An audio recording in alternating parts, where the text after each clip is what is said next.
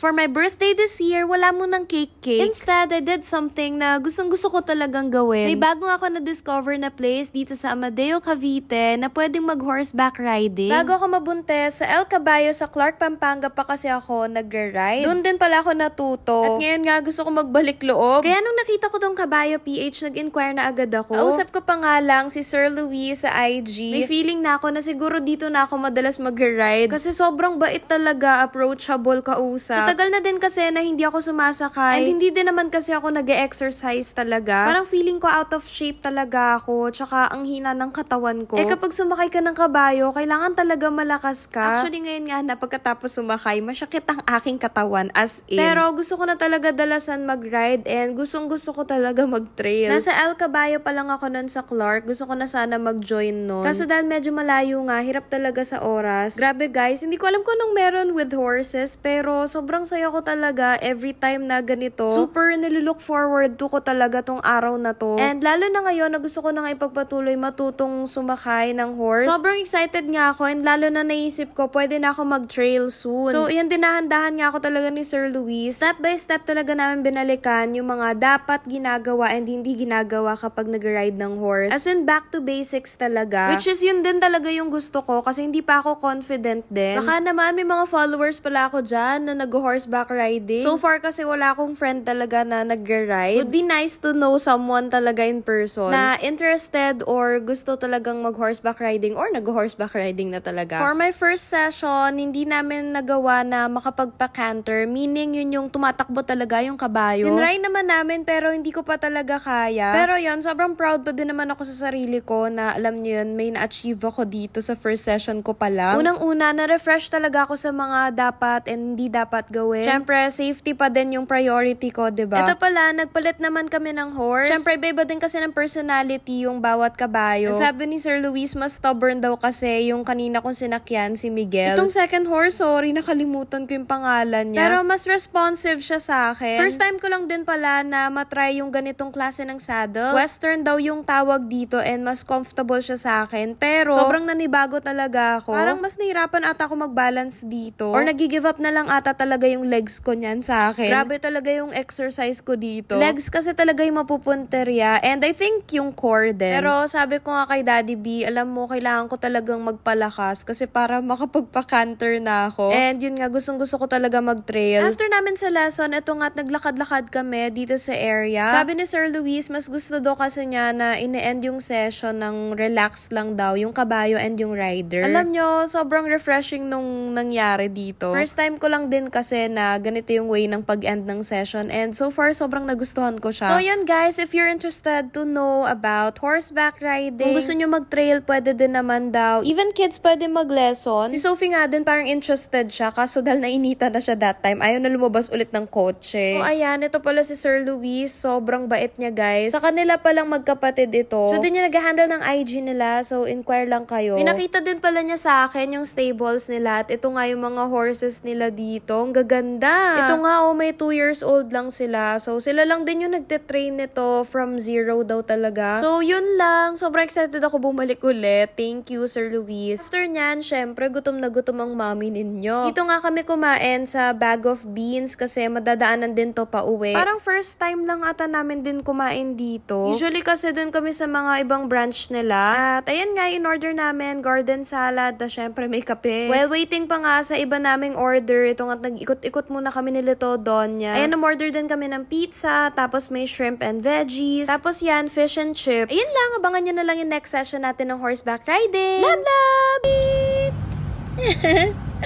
Oh, ito na for the ganap celebration ng birthday ko sa Taal Vista yan.